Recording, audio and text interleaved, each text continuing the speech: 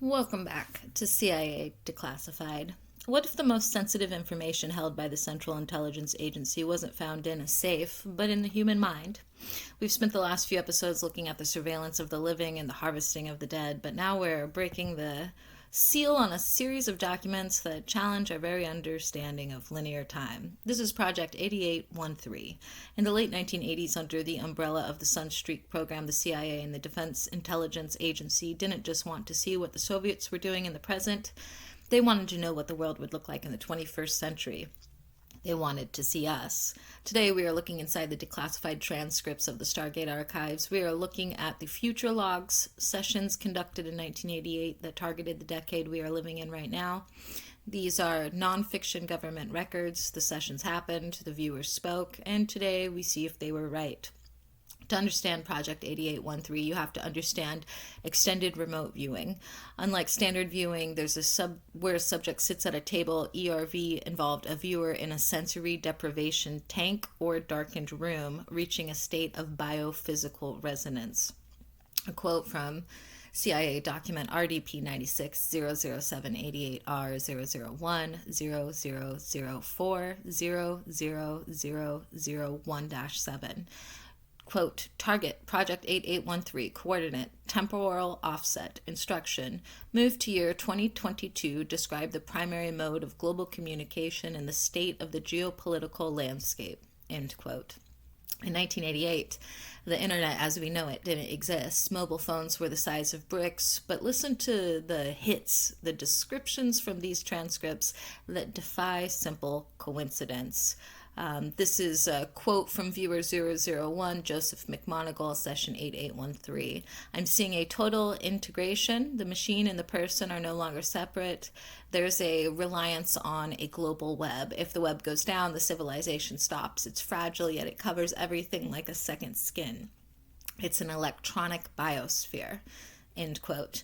McMoneagle, arguably the most successful viewer in the program's history, was describing a fragile global web in an era when most people still use typewriters. He spoke of digital dependency long before the term entered our lexicon. We are going to read the verbatim transcripts of Target 2022 sessions. The accuracy rate on technological shifts in these files is statistically significant. This is a quote from viewer 372, July 1988.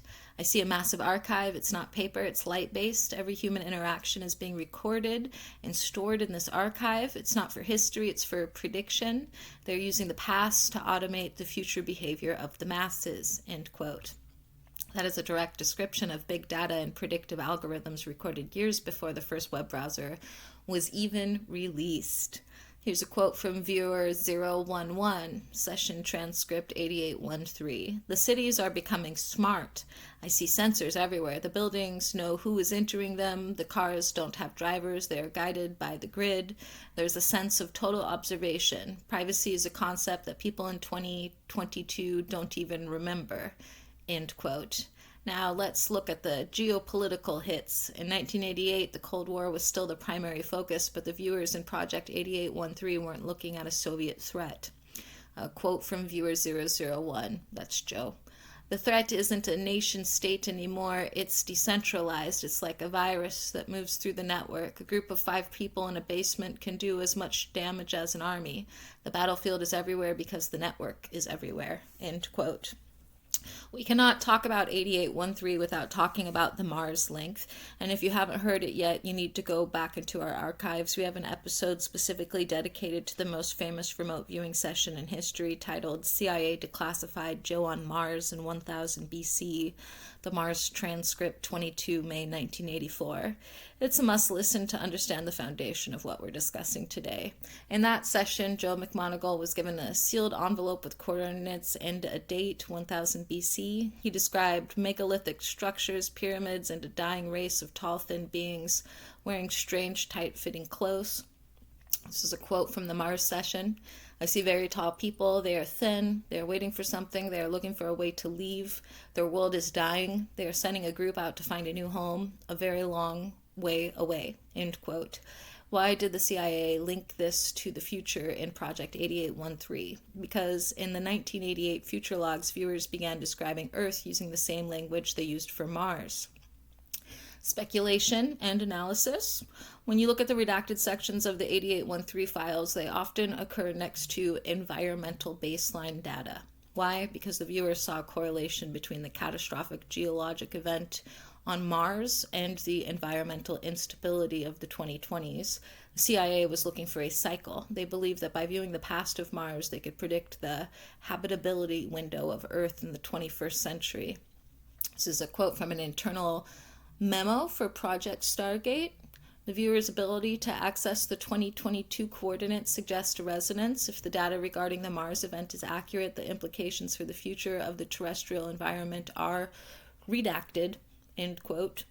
The black ink hides the agency's fear. They didn't just see smartphones and remote work. They saw a planet in transition. They saw a civilization that, like the one on Mars, was becoming too heavy for its environment. There's a session in the 8813 files that is rarely discussed. It's simply labeled Session 17. It took place in a high-security vault at Fort Meade.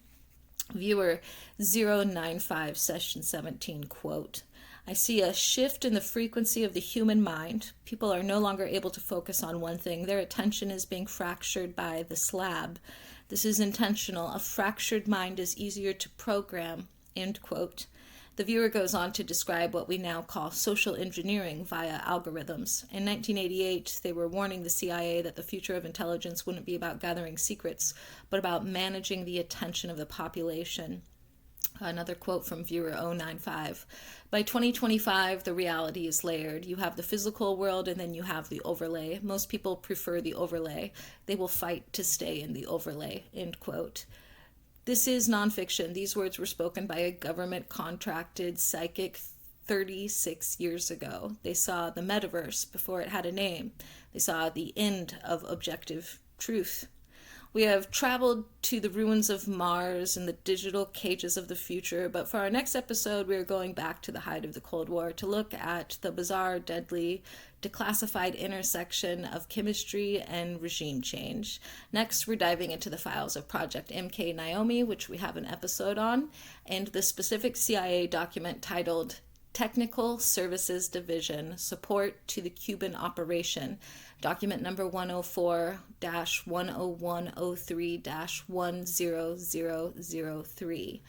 We aren't just talking about the famous exploding cigars. We are looking at the declassified plans to use thallium salts to make Fidel Castro's beard fall out, a psychological operation intended to destroy his charismatic image.